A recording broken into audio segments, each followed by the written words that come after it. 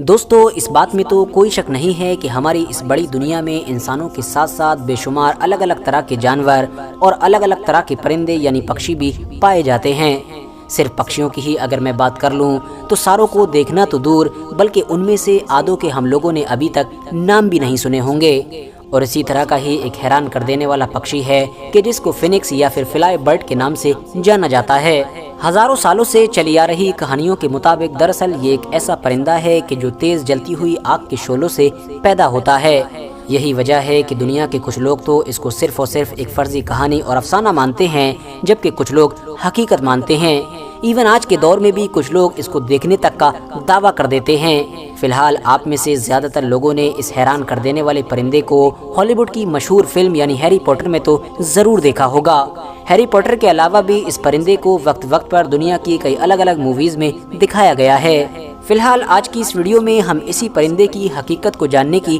कोशिश करेंगे और इतिहास की मदद से ये समझेंगे कि क्या सच में इस तरह का कोई परिंदा हमारी इस दुनिया में हुआ भी करता था या फिर नहीं हुआ करता था, और अगर होता भी था तो क्या आज के दौर में भी मौजूद है, और अगर आज के दौर में है तो कहां पर मौजूद है और किस हाल में मौजूद है। साथ ही साथ आप लोग ये भी जान सकेंगे कि आखिर पैगंबर हजरत सुलेमान अलैहिस्सलाम और भारत के मशहूर योद्धा यानी टीपू सुल्तान का इस परिंदे के साथ क्या कनेक्शन है। RH नेटवर्क के नॉलेजेबल फ्रेंड, सबसे पहले तो आप लोगों को ये बताते चलें कि पिछले हजारों सालों से लगातार दुनिया के अलग अलग धर्मों, अलग अलग मजहबों और अलग अलग तहजीबों की किताबों में फिनिक्स नाम के इस परिंदे की कहानियां मौजूद हैं। ईरान की हद से ज्यादा पुरानी दास्तानों की किताबों में इस परिंदे को सीमुर्ग कहा जाता है, जबकि अरबी में अनका और हिंदी में अमर पक्षी कहा जाता है। जबकि चीन के इतिहास में भी इस परिंदे को अलग ही नाम से पुकारा जाता है। अक्सर कहानियों के मुताबिक इस अजीबोगरीब परिंदे के घोंसले सेंट्रल एशिया के बुलंदो बाला पहाड़ी सिलसिले यानी कोहे काफ पर पाए जाते थे।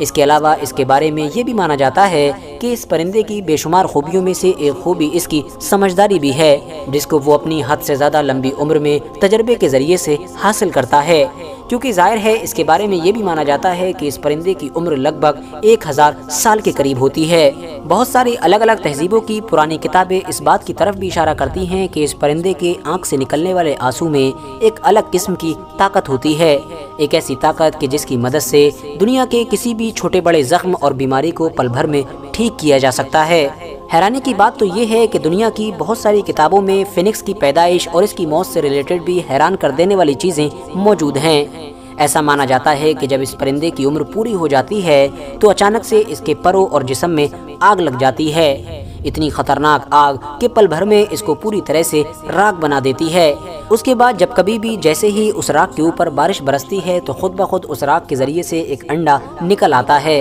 और उस अंडे को तोड़कर ही एक नया फिनिक्स जन्म लेता है, यानी कि उसका एक नया बच्चा, और इस तरह से फिनिक्स की पैदाइश होती है। किताबों में इस पक्षी की लंबी उम्र की तरह ही इसकी बॉडी को भी बहुत ज्यादा बड़ा और लंबा चौड़ा बताया गया है। इतना ही नहीं, दुनिया की बहुत सारी तहजीबों की किताबों की तरह ही मुस्लिम लिटरेचर में भी इस परिंदे से रिलेटेड बहुत सारा मटेरियल मौजूद है, जिसमें से भी स्पेशली सबसे ज्यादा शोहरत उस मसनवी को मिली है कि जो ईरान के एक सूफी बुजुर्ग यानी ख्वाजा फरीदुद्दीन अत्तार की लिखी हुई है। मंतकुत तैर नाम की इस किताब में एक बड़ी ही दिलचस्प और अजीबोगरीब कहानी लिखी गई है, जिसमें ये बताया गया है कि दुनिया के सारे परिंदे एक जगह पर इकट्ठे होते हैं ताकि वो अपने सरदार को चुन सकें। इन्हीं सारे परिंदों में से जो सबसे अक्लमंद परिंदा होता है यानी कि हुदहुद, वो सबको ये मशवरा देता है कि हमारा सरदार कोई और नहीं बल्कि सीमुर्ग है। जैसा कि मैंने आपको पहले भी बताया कि ईरान के लिटरेचर में इसी परिंदे को सीमुर्ग कहा जाता है। इतना ही नहीं, हुदहुद ये भी बताता है कि सीमुर्ग यानी हमारे सरदार तक पहुंचना भी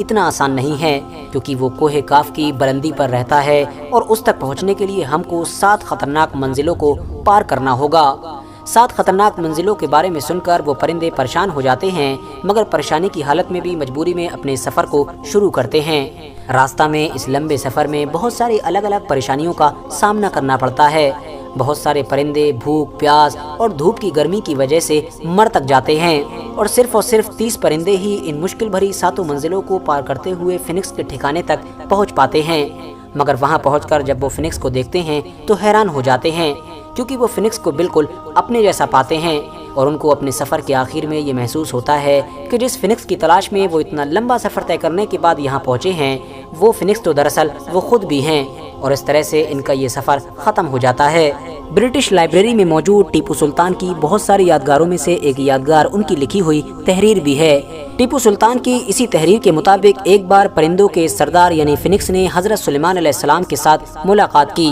اور اس ملاقات میں اس نے ان کے سامنے تقدیر کو ماننے سے انکار کر دیا۔ اس عمل پر خدا کی طرف سے مشہور فرشتے یعنی حضرت جبرائیل علیہ السلام کو حضرت سلیمان علیہ السلام کے پاس بھیجا گیا، اور ان کو یہ خبر دی گئی کہ فیوچر میں بہت جلد ہی ایک مشرقی شہزادہ ایک مغربی شہزادی سے شادی کرے گا، اور ان دونوں کو اولاد سے نوازا جائے گا، یعنی ان کو اولاد بھی نصیب ہوگی۔ اس پر اب فینکس نے حضرت سلیمان علیہ السلام کے سامنے یہ دعویٰ کیا کہ وہ فیوچر میں ایسا ہونے سے روک سکتا ہے، یعنی وہ اپنی طاقت کے بلبوتے پر ایسا ہونے ہی نہیں دے گا، اور پھر تم دیکھنا کہ تقدیر پوری طرح سے بدل جائے گی۔ فی الحال پیغمبر حضرت سلیمان علیہ السلام اور پرندوں کے سردار یعنی فینکس کے بیچ 15 سال کا ایک کانٹریکٹ ہوا، جس کے مطابق یہ طے پایا گیا کہ 15 سالوں کے اندر دیکھ لیا جائے گا کہ آخر کون صحیح ہے اور کون غلط ہے۔ لہٰذا اپنی بات کو صحیح ثابت کرنے کے لیے فینکس نے ایڑی چوٹی کا زور لگا دیا اور مغربی شہزادی کو اغوا کر لیا، لیکن ظاہر ہے ہونا تو وہی تھا کہ جو پہلے سے تقدیر میں لکھا ہوا تھا۔ اس مشرقی شہزادے نے اپنی ہوشیاری کے بلبوتے پر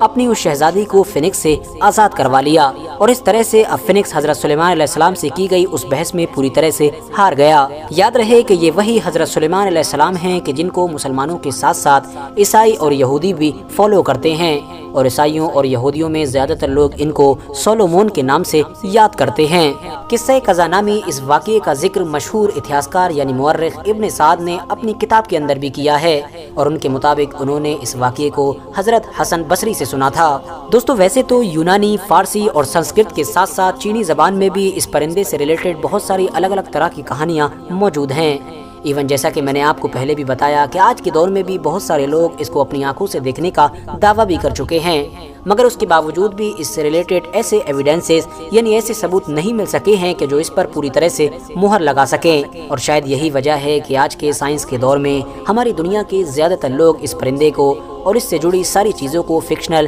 یعنی کہ فرضی مانتے ہیں۔ فی الحال آپ لوگ اس ویڈیو سے پہلے اس پرندے کے بارے میں کیا جانتے تھے کامنٹس باکس میں ضرور بتائیں، اور اپنی قیمتی رائے ضرور دیں۔ آج کی اپنی ویڈیو کو ہم یہیں پر ختم کرتے ہیں۔ ویڈیو پسند آنے پر ویڈیو کو لائک کریں اور اس کو اپنے دوستوں کے ساتھ ضرور شیئر کریں، اور اسی طرح کی نالجیبل اور ہسٹوریکل ویڈیوز ہمیشہ دیکھنے کے لیے ہمارے اس چینل کو سبسکرائب کر کے ساتھ ہی میں بیل آئیکن کو بھی پریس کر دیں۔